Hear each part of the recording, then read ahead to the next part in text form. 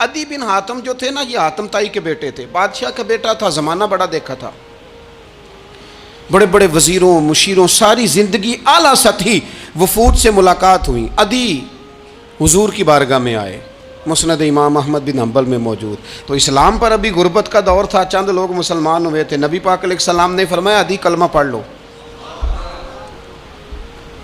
तो अदी कहने लगे मैं तो पहले ही एक दीन का मानने वाला हूँ। हुजूर फरमाने लगे जिस दीन के तुम मानने वाले हो उस दीन को मैं तुमसे ज़्यादा जानता हूँ। हुजूर फरमाने लगे जिस दीन के तुम मानने वाले हो उसमें क्या ये लिखा है कि माले गनीमत का चौथा हिस्सा खा जाओ? कहने लगे नहीं। तो फरमाया खा क्यों जाते हो? अदी कहते हैं चूँकि ये हमारे अंदर की बात थी बादशाहों की, तो मैंने फ़ौरन सर तस्लीम खम कर दिया, मैंने फ़ौरन सर झुका दिया। मैंने कहा आप बात ठीक कर रहे हैं। हुजूर फरमाने लगे अब अगली बात भी करूं या रसूलुल्लाह फरमाइए। फरमाया पता है तुम दीन क्यों नहीं कबूल कर रहे? ये भी मुझे पता है। या रसूलुल्लाह क्यों? फरमाया तुम देखते हो कि दीन के मानने वाले गरीब गरीब लोग हैं, तुम देखते हो कि अभी ये कमज़ोर हैं, तुम देखते हो कि मक्के वालों ने मदीना तैयबा से परेशान करके मुसलमानों को निकाल दिया है। ये गरीबी देखकर, बज़ाहिर इस्लाम की कमज़ोरी देखकर तुम कलमा नहीं पढ़ रहे।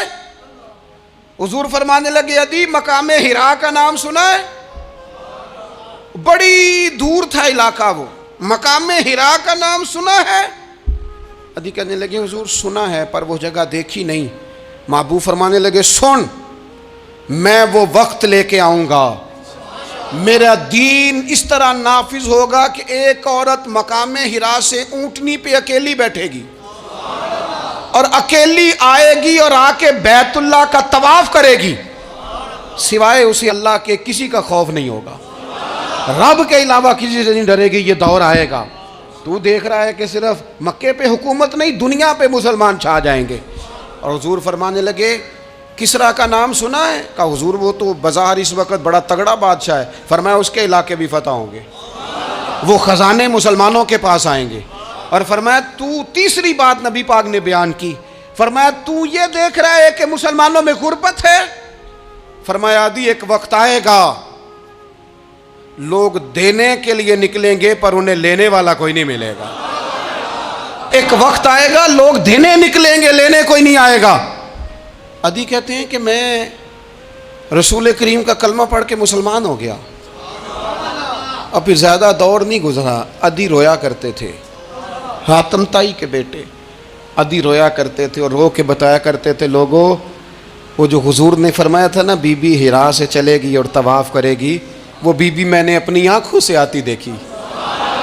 मैंने उस तन्हा औरत को हुजूर सैयद आलम की पेशन गोई के मुताबिक बैतुल्लाह का तवाफ़ करते देखा, उसे सिवाय अल्लाह के किसी का डर नहीं था।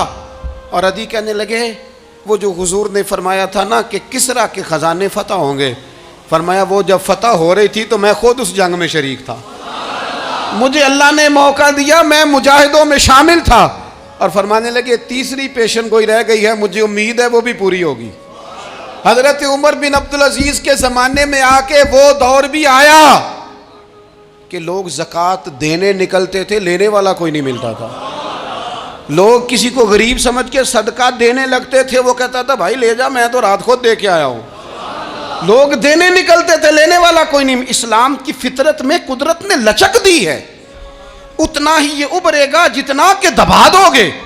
ये मौलवियों की वजह से, पीरों की वजह से, सियासतदानों की वजह से नहीं छाएगा। ये क्यों छाएगा कि अरसला रसूलहू बिल हुदा व दीनिल हक, ये इसलिए छाएगा कि अल्लाह ने भेजा ही हक के साथ है, ये आया हक के साथ है, लिहाजा छा जाए। हक हमेशा छा जाया करता है। और वकुल जाल हक व ज़हकल बातिल इन्नल बातिल काना ज़हूका, जब हक आता है तो बातिल खुद ब खुद छुप जाता है, और बातिल होता भी मिट जाने के लिए।